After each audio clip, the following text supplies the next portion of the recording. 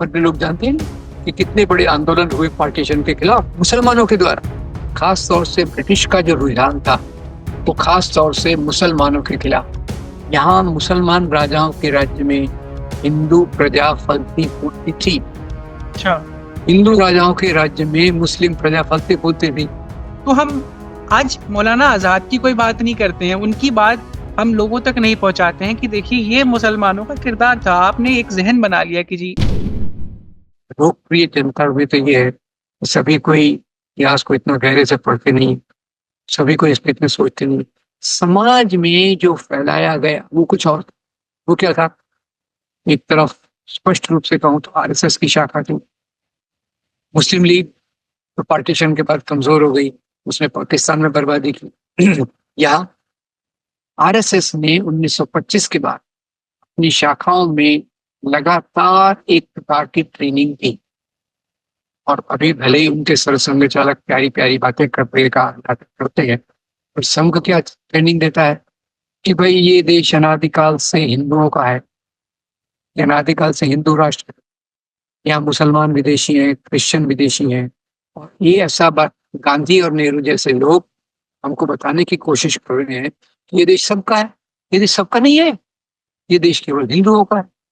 और उसमें फिर उन्होंने कुछ ये जो एक मंदिर का उदाहरण, धर्मांतरण का उदाहरण, ये करके 5 से 15 साल के लड़कों के बीच में ये चेतना, उनका ब्रेन वॉश, इंडोक्ट्रिनेशन जो भी कहें, उनके दिमाग में फैला दिया।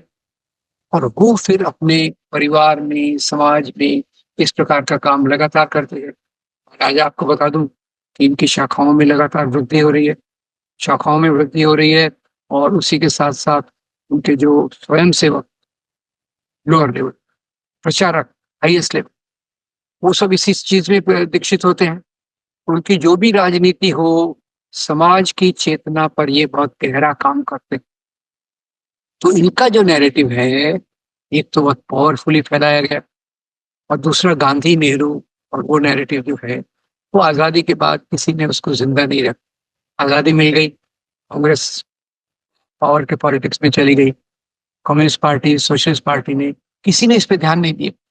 कुछ थोड़े, जैसे राष्ट्र सेवा दल था, कांग्रेस सेवा दल था, उन्होंने थोड़ा थोड़ा काम किया, पर ये किसी की प्रायोरिटी नहीं थी। और आरएसएस की हमेशा प्रायोरिटी रही। और उसके साथ क्या जुड़ गया? उसके साथ फिर उन्होंने एकल विद्यालय खोले, सरस्वती शिशु मंदिर खोले। और फिर इनका जो प्रचार तंत्र है उसमें पहले पांचजन्य ऑर्गेनाइजर, और 1978 के बाद और जनता पार्टी जब बनी, Lalkrishna Advani information and broadcasting minister, उन्होंने आरएसएस के प्रचार को उपद्रव भर दिया।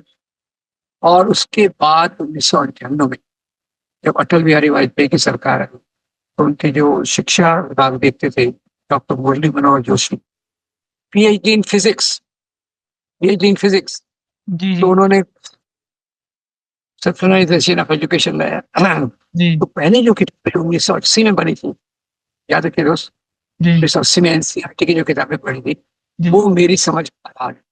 जी मेरी समझ का आधार क्या है? मैं मुख्य बात समझना चाहता हूँ, प्रजा और राजा, उसका क्या संबंध है? गैर बरा। वर्ण व्यवस्था क्या है? गैर बरा। स्त्री पुरुष संबंध क्या है? गैर बरा। तो ये जो इतिहास था, वो इतिहास साइड में हो गया, मार्जिन्स में हो गया। और ये जो इतिहास सांप्रदायिक ताकत में पहुंच गया, बताया, वो फिर आडवाणी जी के बाद बाकी ये घुस गए। और 98 में मुरली मनोहर जोशी ने तो ऑफिशियली कर दिया कि ये प्रकार का किताबें हम बदलेंगे वगैरह वगैरह। एक आपको उदाहरण देता हूँ जो बहुत क्लियर हो जाएगा। राणा प्रताप और अकबर की लड़ाई हुई, सवाल काय पे थी? मनसबदारी के सवाल पे। मनसबदारी को कोई मजहब का मामला नहीं। राणा प्रताप ने 5,000 का मनसब करने से इनकार कर दिया। वो हार गए, जंगल में भाग गए, अकबर ने भी इसको कोई ट्रेस नहीं किया। अब इसको, लड़ाई को, अभी जब बीजेपी सरकार पिछली बार आई थी राजस्थान में, किताब को बदल दिया। क्या कर दिया कि अकबर हार गए, राणा प्रताप जी, नो प्रॉब्लम। पर तो उससे हिंदू मुसलमान की लड़ाई थी नहीं, क्यों? अकबर तो लड़ाई में खुद आए नहीं थे, बेशक उनके सेनापति थे बेशक मान सिंह, जी जी और राणा प्रताप की तरफ से हकीम खान सूर और राम सिंह। तो इसमें मजहब का क्या रोल है? ये तो सीधा सीधा ऐसा में बहुत आपको उदाहरण दे सकता हूँ, जी। शिवाजी महाराज का, टीपू सुल्तान का, या मजहब का इससे कोई लेना देना। सर, आप लगातार एक बात कहते रहे हैं कि इतिहास को जिस तरीके से राजा के धर्म से देखा जा रहा है और आम जनता को बरगलाया जा रहा है कि ये धर्म का राजा था और उस धर्म का राजा था तो उसी की सरकार थी। जबकि ये बात आज कॉमन सेंस भी हमें है, हम अलग-अलग जगह पॉलिटिकल पार्टीज़ को देखते हैं भारत में आज की तारीख में, तो हमें बहुत कॉमन सेंस वाली बात है कि जो राज करने वाला होता है उसका मतलब सिर्फ़ राज करना होता है, उसे किसी धर्म से मतलब होता ही नहीं। वो किसी का भला करने के से ज़्यादा खुद का भला करने की सोचता है। आज भी हम बहुत कॉमन ऑब्जर्वेशन है ये। लेकिन इस तरह से पुरानी चीज़ों को ला करके लगातार जैसा आपने कहा कि बाँटने की जो पॉलिसी अनफॉर्च्यूनेटली जो अंग्रेज़ों की थी वो डिवाइड एंड रूल की पॉलिसी कंटिन्यू हो गई आज़ाद भारत में। ये बहुत ही ज़्यादा तकलीफ़ का भी विषय है एक आम किसी भी यंग इंडियन के लिए, किसी यंग भारतीय के लिए कि हमारे देश से जुड़ी हुई बात है और इससे हम कहीं अलग नहीं हैं, समाज से हम अलग चल के नहीं चल सकते। सर एक सवाल और सर इसी से जुड़ा हुआ था चूँकि आपने गांधी जी और नेहरू जी का ज़िक्र किया।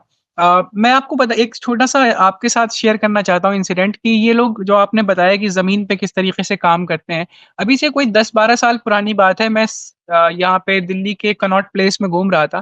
तो कोई एक बंदा खड़ा होकर के पैम्फलेट बाँट रहा था और उसमें मैंने ले लिया पैम्फलेट और उसमें शायद वो नेहरू जी के बारे में बेहद अनर्गल बातें लिखी हुई थी। कोई मतलब नहीं था, कोई सेंस नहीं था चूँकि थोड़ी बहुत हिस्ट्री हम पढ़ते रहे थे।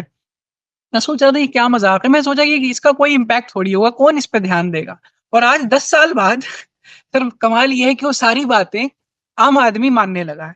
तो जो ज़मीनी तौर पे इन्होंने जो काम किया या जो मेहनत किया और चाहे भले ही झूठ को कहा जाता है, बहुत कॉमन बात है, झूठ को जो है लगातार बोलते जाओ तो सच लगने लगता है। तो सर क्या ये जो गांधी और नेहरू ने जिस तरीके से इस देश को इन्विज़न किया संविधान सभा में जैसे अम्बेडकर जी ने इन्विज़न किया, क्या ये हम जैसा आपने कहा कि इन पार्टियों ने पावर पॉलिटिक्स की तरफ ध्यान दिया और दूसरी जो फोर्सेस हैं, क्या देश में अब ज़रूरत नहीं है कि जो देश की प्रोग्रेसिव फोर्सेस हैं, वो ज़मीन पे काम करने को अपनी प्रायोरिटी बनाएँ अगर देश के लिए कुछ बेहतर सोचते हैं तो? देखो दोस्त, ये सवाल बहुत गहरा है, और मेरे लिए निजी तौर पर मुझे लगता है कि हमारे जैसे लोगों की असफलता है कि जो नैरेटिव हमने विकसित किया, गांधी और नेहरू और उसके बाद में, ये नैरेटिव लोगों तक पहुंचाने में हम असफल रहे। आज देखिए आप कि अभी एक तरफ अ, भारत जोड़ो अभियान आया, बहुत अच्छी बात।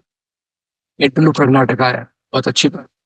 इन्होंने चुनाव पे फोकस किया, इन्होंने इस बात पे जमीनी लेवल पे जो काम करना है, घर घर जाके उनको संविधान बता के, उनको सही हिस्ट्री बता के, जैसे आपने कनाट प्लेस पे लीफलेट लिया, घर घर जाके लीफलेट, जैसे आज मसला चल रहा है संभल की मस्जिद के बारे में, उसकी सच्चाई को घर घर ले जाना, ये हमारा काम है। और जैसे मैं एक योगेंद्र यादव जी ने एक लेख लिखा था, इसके बारे में मैं कई दिनों से सोच रहा था।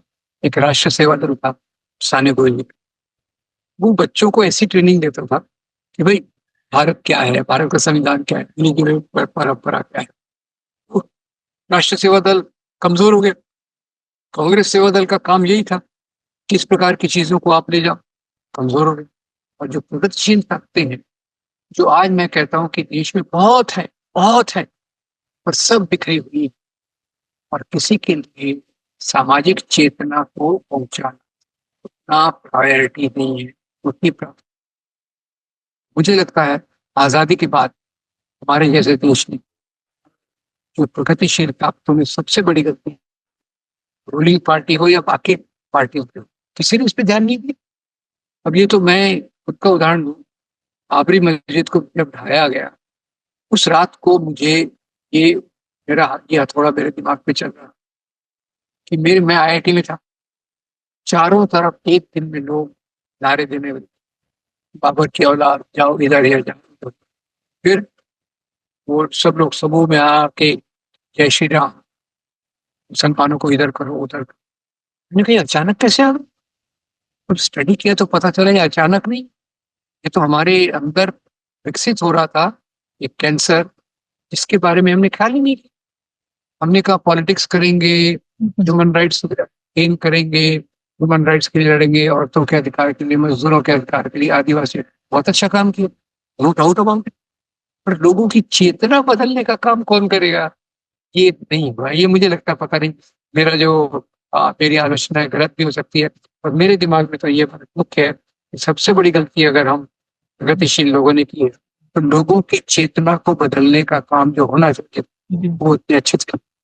बिल्कुल सर, आपकी आलोचना बिल्कुल आज बिल्कुल दुरुस्त समझ आती है, चूँकि ज़मीन पे तो यही हकीकत है, चाहे कोई इसको तस्लीम करे या ना करे। जब आप गांधी और नेहरू की बात कर रहे थे तो एक दूसरी तरफ आपने बताया किस तरीके से मुस्लिम राजाओं को जो है, चूंकि उसका इतिहास कई जगह डॉक्यूमेंटेड है, कई जगह अनडॉक्यूमेंटेड है, तो फैब्रिकेशन करना आसान है, झूठ बोलना आसान है, इस तरह की चीजें होती रहती। लेकिन इसी जब हम आज़ादी की लड़ाई को देखते हैं 1857 से 1947 तक हम देखते हैं, तो हम ये पाते हैं किस प्रकार से हिंदू मुसलमान सब एक साथ आकर के लड़ते हैं। उसमें एक से एक फिगर थी, और सबसे इम्पोर्टेंट फिगर जो मुझे बाद के दौर में आप देखें 1920 के बाद से लेकर 1947 में एक बड़े इंपॉर्टेंट फिगर उभरते हैं, मौलाना अबुल कलाम आज़ाद। वो शख्स जो आखिरी वक्त तक, आखिरी आखिरी वक्त तक वो कहता है कि जी मैं पार्टीशन को एक्सेप्ट नहीं करूंगा। तो हम आज मौलाना आज़ाद की कोई बात नहीं करते हैं, उनकी बात हम लोगों तक नहीं पहुँचाते हैं कि देखिए ये मुसलमानों का किरदार था। आपने एक ज़हन बना लिया कि जी आपका ज़हन एक तो खराब हुआ। तो सर ये जो स्टोरीज़ हैं, alternate stories of hope, alternate stories where we shared bond together, alternate stories जहाँ हम साथ खड़े थे, हर मौके पे साथ खड़े थे ये दोनों कौमें, जिन दोनों कौमों को हर वक़्त लड़ाया जाता है। उसमें जैसे मौलाना आज़ाद का जो किरदार था, इस पे सर बात क्यों उस तरीके से नहीं हो पा रही है? एक तो ज़ाहिर है वो फ़ोर्सेज़ भी पूरी तरह से कोशिश करती हैं इन सारी चीज़ों को, मोहब्बत की हर कहानी को दबा दिया जाए। फिर क्या करना ये चाहिए इस तरह की कहानी को सामने लाने के लिए? देखिए, पहले इसमें मैं दो पहलू बताऊंगा। जी हाँ। मैं भारत के इतिहासकारों को सलाम करता हूँ जिन्होंने सच्चाई को भी सामने रखा है। वो भी एक बहुत बड़ा तबका है, सामने नहीं आया पर है। आप मौलाना आजाद की बात कर रहे थे, एक लंबी सूची में आपको बता सकता हूँ। खान अब्दुल गफ्फार खान, अल्लाह बख्श, बेशक। रहमी अंसारी, जाकिर हुसैन, एक लंबी फहरिस्त है। जी सर। और हमारे स्कॉलर्स ने, हिस्टोरियंस ने इस पे बहुत अच्छा तरीके से साहित्य रखा। और जैसे एक मेरे दोस्त शमसुल इस्लाम की किताब है, विभाजन के विरोध में भारतीय मुसलमान, जी सर। तो उन्होंने इसमें इतने उदाहरण दिए कि 1940 में मोहम्मद अली जिन्ना पाकिस्तान की मांग रखते हैं, उसके खिलाफ अल्लाह बख्श दिल्ली में 50,000 मुसलमानों का सम्मेलन करके प्रस्ताव पास करते हैं कि हम भारत के मुसलमान इस पार्टीशन की मांग का विरोध करते हैं। मैं बताता हूँ कितने लोग इस बात को जानते हो। तथ्य तो है, बिल्कुल। हमारा ये अभी का है, पर भी लोग जानते हैं कि कितने बड़े आंदोलन हुए पार्टीशन के खिलाफ मुसलमानों के द्वारा। और ये भी आपको थोड़ा जोड़ दूं, आपने कहा सही कहा, उसमें जोड़ दूं, दो व्यक्तियों ने आखिर तक पार्टीशन मंजूर नहीं। जी सर। एक मौलाना आजाद जैसे आप, और दूसरे महात्मा गांधी। जी बेशक, ये दो ही बेशक। थे जिन्होंने पार्टीशन की बात को मंजूर नहीं किया। गांधी जी को तो लगता था कि टेम्पररी बात है, अभी मैं 15 दिन में पाकिस्तान चले जाऊंगा, वहां लोगों को बोलूंगा तो क्यों अलग रह रहे हो भैया, है साहब। गांधी जी तो यहाँ तक सोच। जी, खैर जी। anyway, ये सवाल ये है कि नैरेटिव को लोगों तक ले जाने में बहुत असफल है।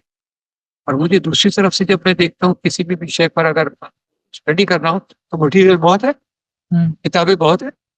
रोमिला ठाकुर तो प्रसिद्ध है, पर इरफान हबीब कम नहीं है, सतीश चंद्रा कम नहीं है। इतने सारे इतिहासकारों ने मिडनाइट लैम्प चला के इतनी अच्छी चीजें रखी हैं, पर इन चीजों को लोगों तक ले जाए कौन?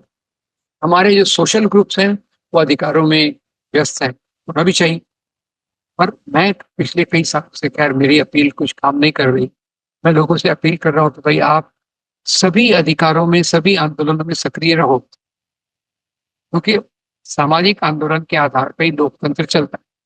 हुँ, पर अपने काम का 10% हिस्सा हुँ। लोगों तक ये चेतना पहुंचाने में काम करो कि हमारे आजादी का आंदोलन क्या था, आर्य कहाँ से आए, मध्य प्राचीन काल में किस प्रकार से, इसको तो गोल्डन पीरियड कहते हैं, हुँ, हुँ, उसके बदले कितना प्रकार का पीरियड था, हुँ।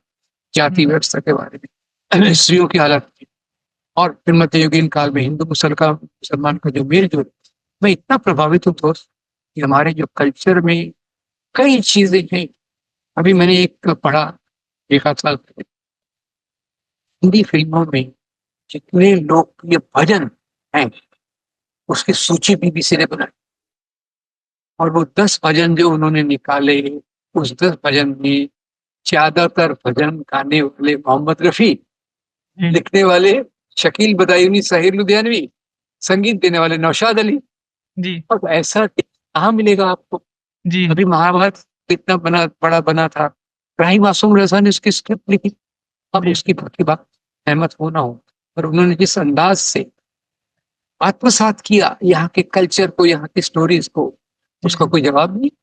ऐसा एक बार जावेद अख्तर साहब से गुफ्तगू हो रही थी, तो उन्होंने भी बताया कि मैं जितना हिंदू कल्चर, मुस्लिम कल्चर के बारे में जानता हूँ, उतना हिंदू कल्चर के बारे में जानता तो सर ये मतलब आज आपसे बात करके ये समझ आया मुझे कि जो ब्रिटिश के जो स्टेट प्रोजेक्ट था उसको हमारे कम्युनल पॉलिटिक्स ने आगे बढ़ाया और सेकुलर फोर्सेस जो सच्चा नैरेटिव था उसको कहीं न कहीं जनता तक ले जाने में नाकामयाब रही।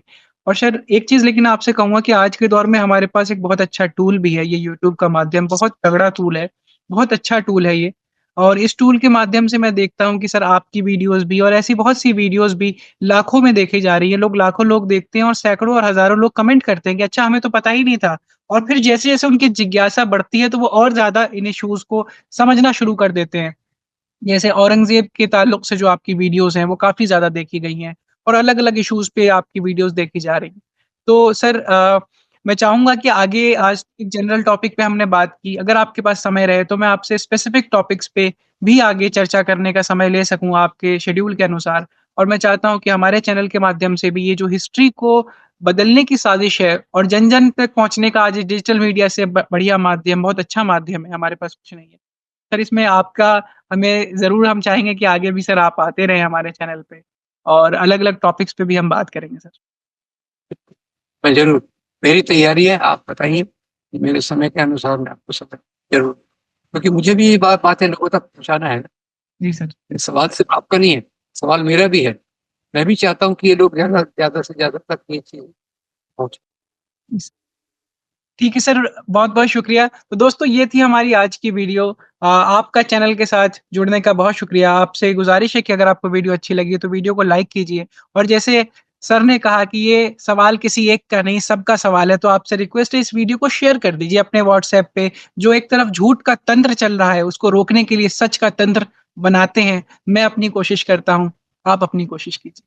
बहुत शुक्रिया।